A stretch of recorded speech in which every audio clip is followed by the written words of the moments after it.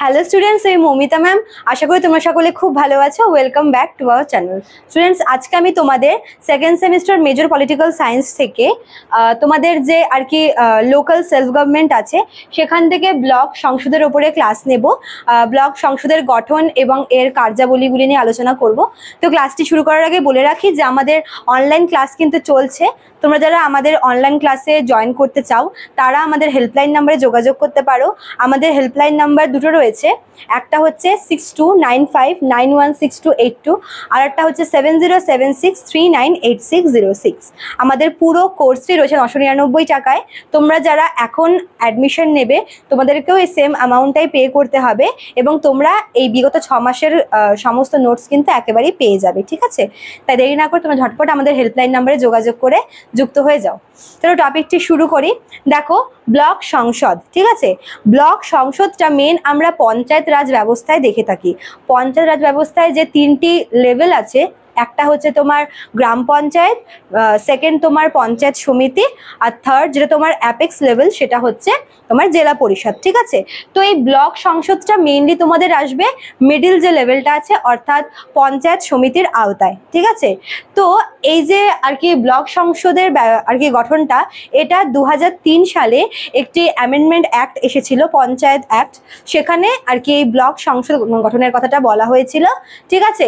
এবং এই ব্লক সংসদে যে সমস্ত জিনিসগুলো আর কি ইনক্লুড করা রয়েছে, অর্থাৎ হচ্ছে এটি কখন আর কি এর মিটিং কখন বসবে, মিটিংয়ে কে প্রেসিডেন্ট হবে, কি নিয়ে আলোচনা করা হবে, এটসেট্রা, এই সমস্ত কিছু কিন্তু ওই 2003 সালের ওই অ্যামেন্ডমেন্ট অ্যাক্টের আর কি বলা হয়েছে, ঠিক আছে? চলো শুরু করি। দেখো, ব্লক সংসদ যেটা, সেটা হচ্ছে প্রতিটি ব্লকে রয়েছে, ঠিক আছে? প্রতিটি ব্লকে একটি করে ব্লক সংসদ রয়েছে এবং এটা হচ্ছে পঞ্চায়েত সমিতির আওতায় পড়ে, অর্থাৎ পঞ্চায়েত রাজ ব্যবস্থার যে মধ্য যে লেভেলটা আছে, সেকেন্ড যে স্তরটা, তার মধ্যে কিন্তু এই ব্লক সংসদটা পড়ছে, ঠিক আছে? এবং এই ব্লক সংসদের সদস্যরা হচ্ছে গ্রাম পঞ্চায়েত এবং পঞ্চায়েত সমিতির মেম্বাররা, অর্থাৎ সেই সংশ্লিষ্ট ব্লকে যে গ্রাম পঞ্চায়েত রয়েছে সেই গ্রাম পঞ্চায়েতের সকল সদস্য এবং সেই পঞ্চায়েত সমিতির সকল সদস্যরা কিন্তু এই ব্লক সংসদের আর কি মেম্বার হবেন, ঠিক আছে?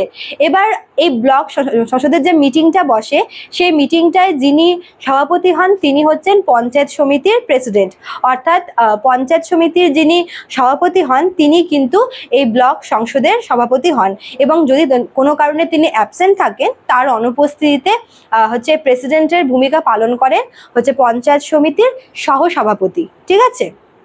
তো এটা মেনলি হচ্ছে কাজ, মানে এই সংসদটা বা ব্লক সংসদটা তৈরি করার কারণটাই হচ্ছে যে এই মিটিংয়ে যে সমস্ত আলাপ আলোচনা করা হয় বা যে সমস্ত প্রস্তাবগুলি গ্রহণ করা হবে, কার্যাবলীগুলি করা হবে, সেই সমস্ত কিছু কি করা হবে, পঞ্চায়েত সমিতির যে মিটিংটা সেখানে হচ্ছে আবার পেশ করা হয়।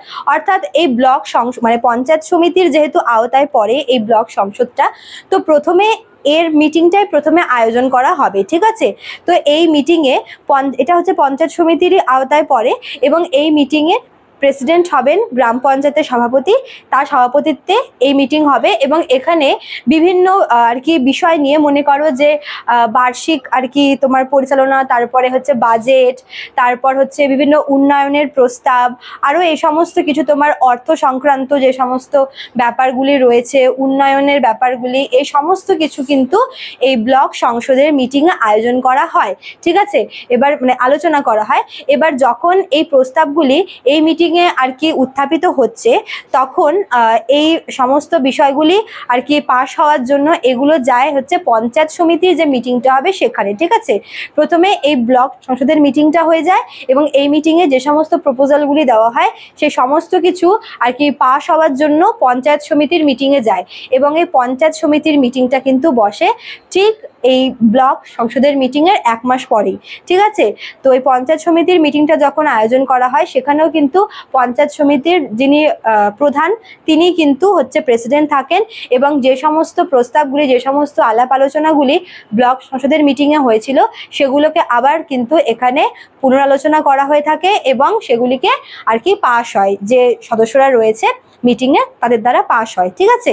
তারপরে কিন্তু তার উপরে ভিত্তি করেই কার্যাবলী আর কি চালু করা হয়, ঠিক আছে? তো এই ছিল তোমাদের হচ্ছে ব্লক সংসদের ওপরে টিকা একটা, তোমাদের 3 নম্বরের। আশা করি তোমরা ভিডিওটি বুঝতে পেরেছো। ভালো লাগলে অবশ্যই লাইক, কমেন্ট করবে, শেয়ার করবে। দেখা হচ্ছে নতুন ভিডিও নিয়ে। Thank you.